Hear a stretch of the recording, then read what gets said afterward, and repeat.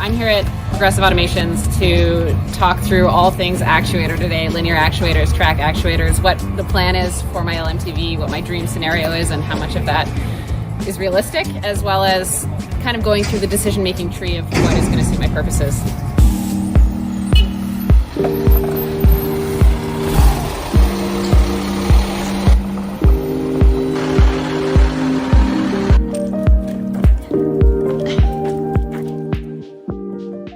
So these are like track actuators, right? This is something I didn't actually know existed initially or like understand the difference, but this is, what are the advantages to this specifically? Yeah, for sure, I can show you real quick. So what we have here are those four track actuators, but a standard actuator similar to these, I can bring it here, would normally have a shaft that comes in and out of a housing. But what that would mean is when it's fully retracted, and then when it's fully extended, it has a different total length. While with a track actuator, if you fully extend or fully retract it, the actuator itself remains the same length. But you still have a track piece that you can mount to a platform, say a bed lift, to do the range of motion without changing the actual physical length of the product. Yeah, so the issue that I had when I was planning this is like you sort of saw in my LMTV, I want the bed to come down from the ceiling, but I need a minimum travel distance of about 40 inches because like at the lowest, I want to be able to sit up in bed. That's why this for me is like the right solution. That's correct. This is a newer style of actuator? It's just rather a different variation of an actuator. In an outdoor setting, when there's rain and snow, your electronic components on the inside is protected. While with an open architecture like a track actuator, you see there's open gaps here. In an outdoor application with rain and snow, that can be an issue. Indoors, for lifting a bed, that's less of an issue. So it's about picking the right tool for the right job. Trade-off is it has a closed length regardless of how far you extend it. So this would not be suitable for outdoor applications? Not for track actuators such as these, no. Okay, cool. Awesome. So we talked a little bit about, but I want to see again. So you can, right now, you can sync up to 4. Yes, that's correct. At this time, we can synchronize a maximum of 4 actuators together, so they travel the same speed and at the same direction. Specifically, this model is the Hall effect version connected to an FLT-Con 4 actuator. While this model, the one way you tell if something is Hall effect or not is to look at the pinouts.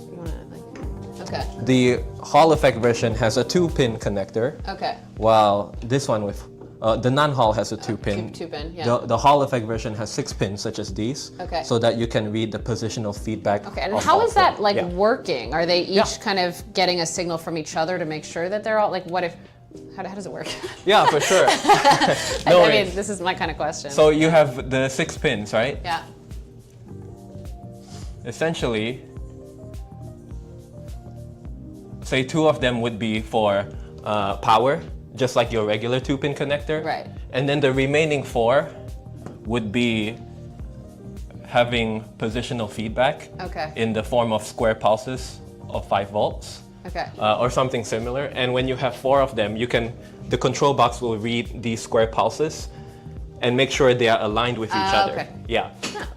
If there's a bit of a misalignment, then the control box will regulate how much power it supplies to the motor to speed it up or slow it down accordingly so that they all move together at the same speed.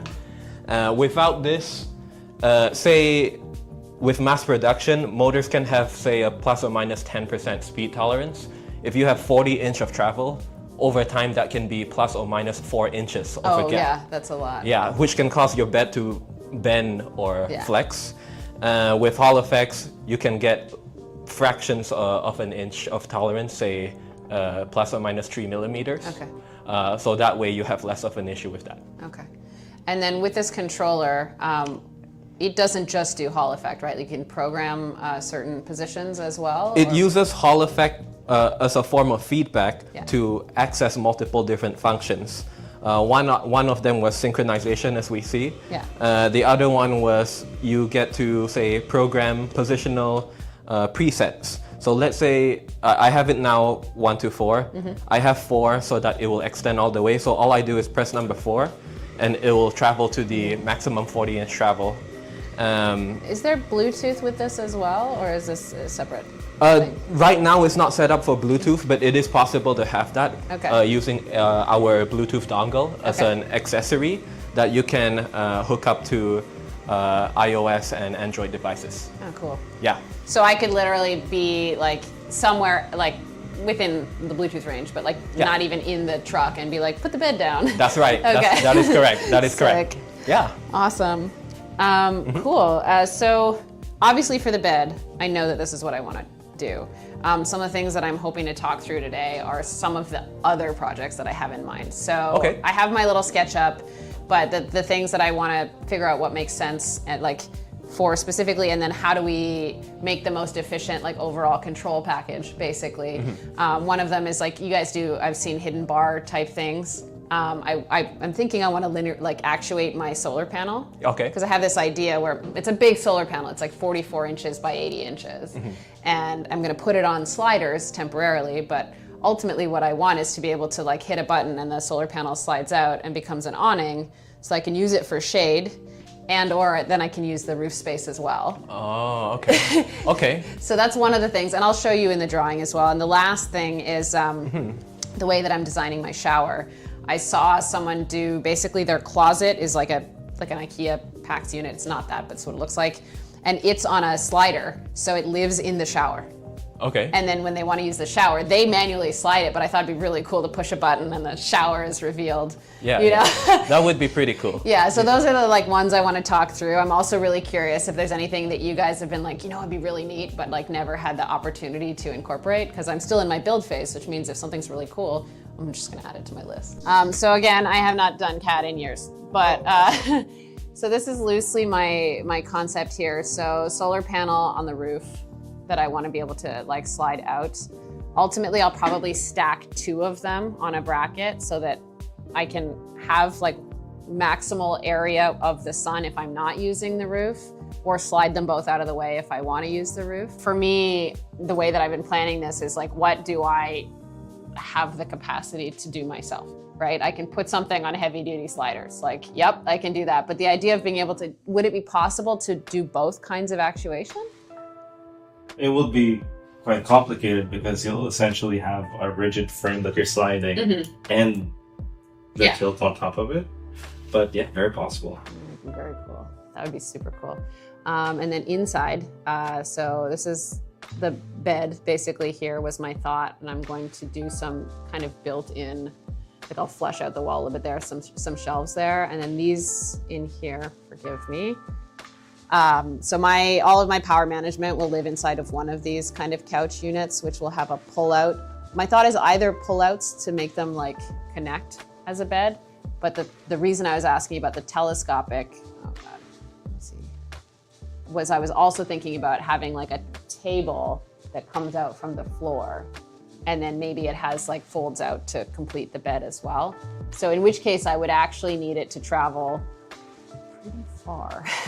You sort of see here that I've kind of done the idea of these like cabinet boxes, right? That like the hidden bar style, where it's, because you never access the back of your drawers anyway, right? It's the idea of being able to push a button and have your appliances or whatever come out. I think that could be super cool too. Yeah. And I'm not sure if that's another application where like a track actuator makes the most sense.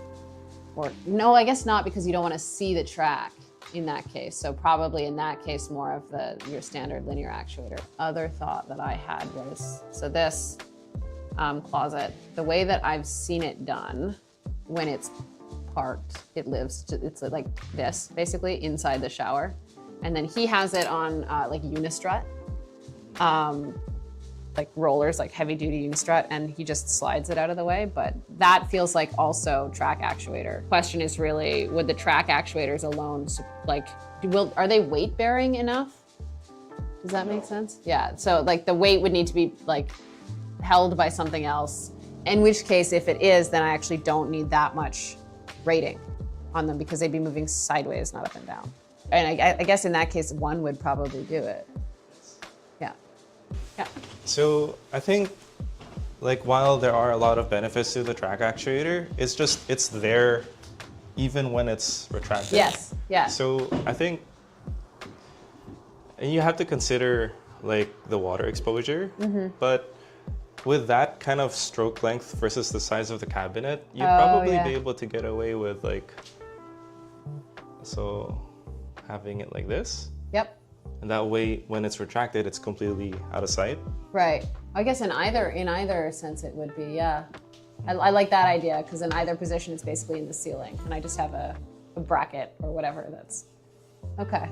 And then you will just have to choose based on the speed that you want, on the size, because if you don't have a big concern for speed, then something like this compact would really basically be flush. So what's the maximal travel on a compact one? I feel like we're looking at a 36-inch wide shower. We can do 36-inch. Okay. Yeah. Okay. I think that is the maximum for this guy. For this? Yeah. This is so much smaller. Well, I mean, it does get longer itself, but yes. That's crazy. Sweet. Yeah, I would love, if we're cool with it, when we're done chatting everything through in here, to take one of these down and like just hold it and figure out like how much mounting surface I need. I feel like a 2x4 is gonna be enough, like 4 inches wide is enough to mount this to with safety. Because like here, it's like what, 3 inches maybe, right? Well, I think, yeah. So. The bottom bracket's also Yeah, so roughly the same. Okay.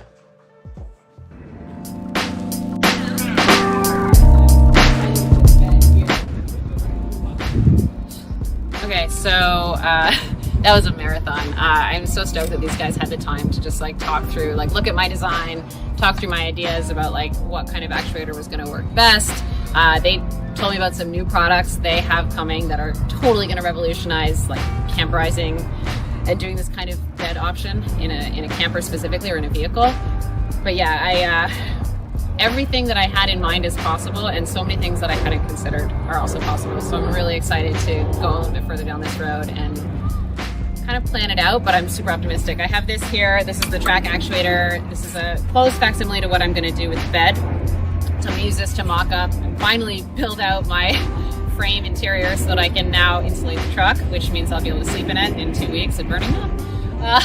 Yeah, it's gonna be great. I'm super excited.